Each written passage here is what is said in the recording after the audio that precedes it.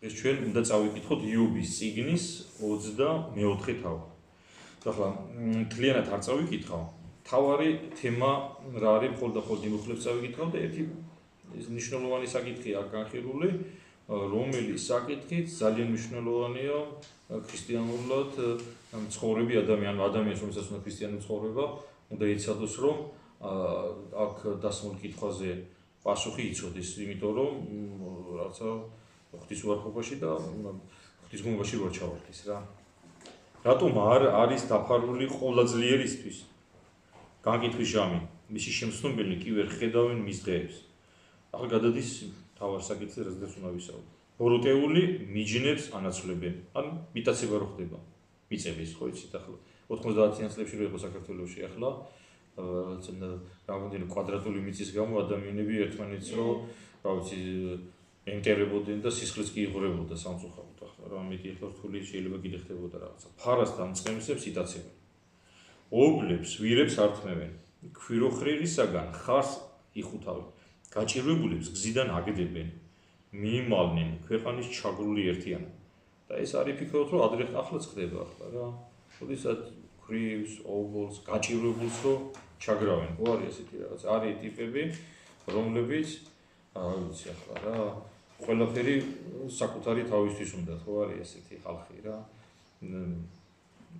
ესე იგი, ახლა არ ვიცი როგორც ახლა დღეს ამბობენ რომ ბიუჯეტიდან აღარავინ არ იპარავსო, მაგრამ ხო იყო ასეთი რაღაცა ყოველ შემთხვევაში. ახლა რა ამიან ფაქტები არ ვიცი, მაგრამ წასულზე შემიძლია ვთქვა რომ უამრავი ადამიანი გახდა მილიარდელი და მილიონერი გახდა სახელმწიფო ქონების მიტაცებით.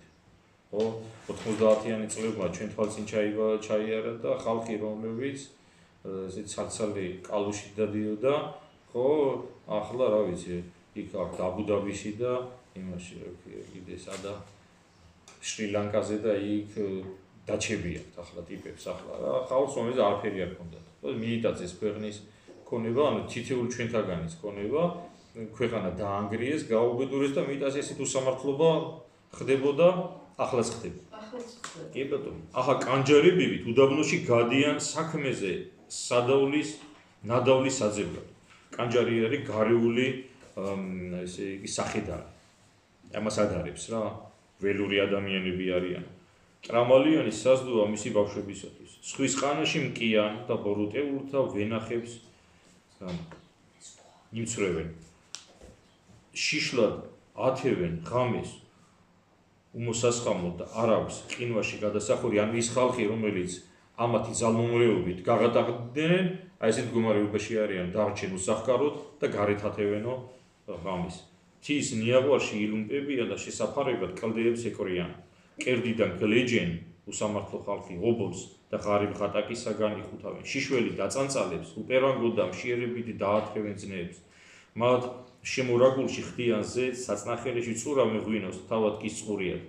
ქალაქიდან, ესე იგი, მიუხედავად იმისა, რომ ამდენ რაღაცას იტაცებენ, რომ მაინც მშიერები და მწყურალები არიან და მართაც ახლა თქვენ თუ დააგვირთებით ამ დიდი ფულის პატრონებს ყველა სათქმა უნდა არ ეხება, ხალხს ხანდახან გიჩნდება კითხვა, რომ არ იყოთ კაცო, რა იყო, უნდა დაკმაყოფ, მაგრამ არა, იმიტომ რომ ეს წყურვილი დაუოკებელი, რომელიც ეშმაკისგან აქვთ, konkret მუდმივად ასეთ წყურვალის მდგომარეობაში და მშიერ მდგომარეობაში ამბობთ, სულ მეტი და მეტის მიტაცება უნდათ. სულ მეტი და მეტი უნდათ, რომ კონდეთ და მოიმუშაკონ. ქალაქიდან მომაკვდავთა კნესა ისმის და დაჭრითა სული შველას ითხოვს და ამის ფონზე უამრავი ადამიანი გაჭირვებულია, ღმერთი უყურებს და ამ ვედრებასო და ეს არის საინტერესო. ღმერთმა ყველაფერი ამას უყურებსო რა და შეიძლება ახლა ჩვენ ცხოვრებაშიდაც დგება მომენტი, როცა ვიხედებით უსამართლობას და სვავ კითხოს. ეს კითხვა არის დასმული რომ ღმერთი იხედებდა ამდენ უსამართლობას იხედება და რატო ითმენს უფალი? ხო? ხო საინტერესო ახლა იხედება რომ რამდენი ბავშვები იღუპება, უდანაშაულოები. რამდენი ბავშვი იღუპება, რომელიც არც კი იბადება. ხო ასეა. დედების და მამების დამსახურებით რა, რომელიც არ აძლევენ უფლებას ბავშვებს, რომელიც არიან სრულყოფილი ადამიანები, ფიზიკურად არ არიან განვითარებული, იმათ კლავენ ახლა, ხო? ამისინ ერთ-ერთ რაღაცა გადაცემას უყურებდი, ახლა რელიგიური არხი იყო, უცხო ქვეყნის რა, ჩვენთან არა, სადაც მიდიოდა საუბარი აბორტების შესახებ და ერთი ღვთელი იყო მისურის სტუდიაში და სპეციალურად მიიტანა პატარა მაკეტი, ანუ 10 ზუსტად არ მახსოვს ესე იგი რამოდენიმე კვირის ბავშვის დედის მცელში რო არის და აჩვენა და ჩვეულებრივი პატარა ბავშვი იყო რა. ან ჩვეულებრივი პატარა ადამიანი. ახლა პატარა ბავშვი უდიდება უფალს ყოველს გვინახია, მადლობა ყოველს ყავთ, ხო? აი ის რომ დააპატარაო, აი ესეთი იყოს ბავშვი რა. ეს ხელის გულზე ხვდა. აი ეს მოდელი აჩვენებს, რომ აი ესეთ ადამიანებს რომ კანონით კლავენ დღეს. გესმით? და ახლა ხო ამაზე საშინელება რა შეიძლება რა ხდეს რა. მაგრამ ამასთან ეს რაღაცა ცოტა ისე არის წარმოჩენილი, რომ ვითომაც არაფერი ახლა რა, ვითომაც მე რა არის ახლა არავინ ყურადღებას არ აქცევს, ეს არ იჯება, კი არ იჯება, სახალისებურიც არის ახლა.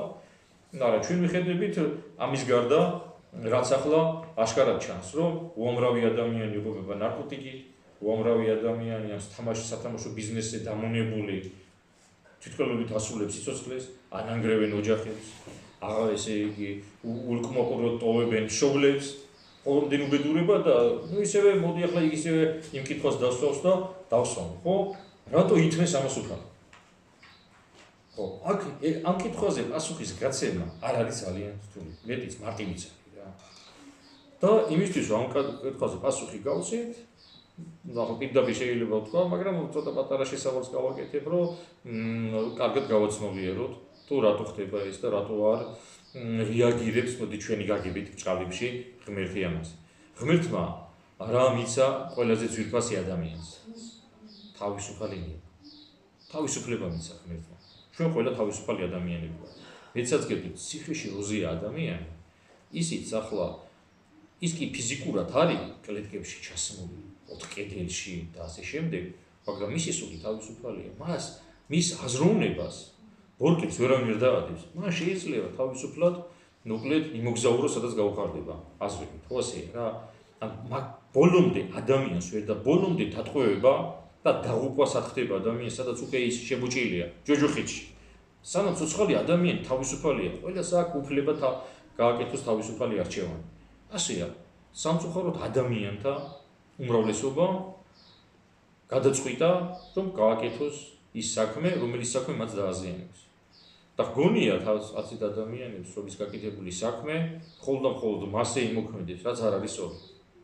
და იმისთვის რომ მივხვდეთ, რომ ადამიანი ჩადენილი ცუდი საქციელი უარყოფითად მოქმედებს სხვებზეც და მარტო სიცოცხლეში კი არ მოეთხოვება ადამიანს პასუხი, სიკვდილის შემდეგაც მოეთხოვება, ერთ მაგალითს მოგიყვანთ ახლა რა. და მე ბოლოს გავცეთ დასმულ კითხვაზე პასუხი. მოკლედ ერთმა სასულიერო პირმა ასეთი რაღაცა მოყვა, რომელსაც თქვენ ახლა გაგიზიარებთ, მომიწონა ძალიან და თქვენს გიყვით რა. ესეთი მაგალითი მოიყვანა ახლა, რომ იყო ერთი ინჟინერი ხიდების მშენებელი რა. ხიდების მშენებლობა, რომელიც საკმაოდ ისეთი საინტერესო სპეციალობაა და ხიდების აშენება არც თუ ისე მარტივი საქმეა რა. თქვენს დარწმუნდებით ახლა მცხეთას შესასვლელი ხიდს უკვე რამდენი წელი აკეთებენ და რა ყოველ თვეში ჩაინგრევა აკეთებენ და არის უსაცურები გავგვიდა, იმიტომ რომ ხიდის აშენება არც თუ ისე მარტივია რა და უკვე ერთ-ერთ ინჟინერმა არაკეთილსინდისიერად იმუშავა რაღაცეები ისე გააკეთა, რომ არ უნდა გაიგეთებია. საბოლოო ჯამში მოხდა ისე, რომ ექსპლუატაციის ვადის გასვლამდე და ექსპლუატაციის ზღვა და ხიდს უნდა კონდეს ალბათ 100 წელი მაინც უნდა იმუშაოს, ხო? დაახლოებით. მოკვდა ეს ინჟინერი და ხიდი დაინგრა. ხიდი დაინგრა და ამ ხიდის დანგრევას სხვაგვარი მოყვა. და ახლა ისმის ასე კითხვა რა, რომ არის თუ არა დამნაშავის ინჟინერი? რა თქმა უნდა არის. მიუხედავად იმისა, რომ მისი სიცოცხლეში ის ხიდი არ დანგრეულა, მას სიკვდილის შემდეგ დააზიანა ადამიანი. ასევე ჩვენც, როდესაც ვიქცევით არასწორად. მარტო მაშინ კი არ მოგვითხოვება პასუხი, როდესაც არასწორად ვიქცევით, არასწორ მაგალითს ვაძლევთ სხვას. არამედ მერეც მოგვითხოვება პასუხი, იმიტომ რომ შესაძლებელია ჩვენმა ცუდმა საქციელმა გამოიწვიოს ის, რომ ადამიანები, რომლებიც ჩვენ პატივს გცემენ, ჩათვალონ, რომ აი ის იქცეოდა კაცი, რომელიც თუ ქალი, რომელიც ჩემთვის სამაგალითო იყო, ამიტომ მეც ასე უნდა მოვიქცე და შესაძლებელია ამ ჩვენმა ცუდმა მაგალითმა გამოიწვიოს იმ ადამიანების არასწორი საქციელი და შეიძლება ადამიანს დაღუპვაც გამოიწვიოს. აქედან გამომდინარე, ჩვენ ყოველთვის უნდა დავაკვირდეთ, რომ როდესაც ვაკეთებთ არჩევანს, გავაკეთოთ ცუდით თუ არ გავაკეთოთ კარგი, ვიცოდეთ და ვიფიქროთ და გვახსოვდეს, რომ ჩვენი ცუდი საქციელი მიზიანებთ საკუთარ თავს და შეიძლება სხვა ადამიანების დავაზიანოთ და ის სხვა ადამიანები თუ დაზიანდებიან ჩვენი ცუდი საქმეების, სიტყვების გამო, ჩვენც მოგვითხოვება ამაზე პასუხი. გამიგეთ? ასე რომ, და ახლა ის პასუხი გავცეთ ახლა რა. ის რომ სამყაროში ხდება უსამართლობა, ეს არის ადამიანების ბრალი და ღმერთი არქეშუაშია. ღმერთმა ადამიანმა მიიღეს ეს გადაწყვეტილება. რაც შეეხება უფალს. უფალს უყვარს ყველა ადამიანი და ელოდება ყველა ადამიანის გამოსწორებას და ცდილობს რომ ყველა ადამიანი მივიდეს სინანულამდე და შესაბამისად ღმერთი ადამიანებს აძლევს დროს გამოსწორების და იმ უღმერთოებსაც, უსამართლო ადამიანებსაც ღმერთი აძლევს დროს, მაგრამ მართლმსაჯული უფალი აუცილებლად ერთვება საქმეში, როდესაც უკვე მიდის იმ მდგომარეობამდე სიტუაცია, როდესაც იქ აი ადამიანის გამოსწორებაზე უკვე ლაპარაკი ზედმეტია, ის ადამიანი ახლა მე აქ თუ არ მოეთხოვება უსამართლო ადამიანის პასუხი, იქ რომ დროწავით მოთხოვს მე უფალი, ღმერთი გამჩენი ჩვენი პასუხს, იმიტომ რომ სიკვდილის შემდეგ ყველა მივდივართ ღმერთთან და ყველა ადამიანი დაგვის პასუხს. შესაბამისად, სამყაროში რო ხდება უსამართლობა, ამას ითქმის უფალი, იმიტომ რომ ის ადამიანებს უსამართლო ადამიანებს უყვარს და ელოდება მათ გამოსწორებას. მოკლედ თავარი თემა ამ თავისი სწორედ ეს იყო რა, სამყაროში ხდება უსამართლობა და როგორ უნდა მივიდეს ამას ქრისტიანი. ჩვენ უნდა მივედოთ მრავალმოწყალე უფალს, მისი პრეროგატივა, მისი უფლებამოსილება მიიღოს გადაწყვეტილება და როცა ჩაფლის უფალი, აუცილებლად გაცემს ყველა კითხვაზე პასუხს ადამიანს.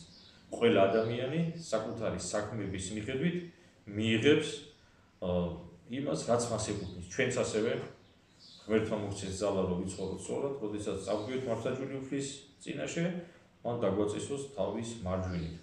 სადა სასუფეველში ამინ.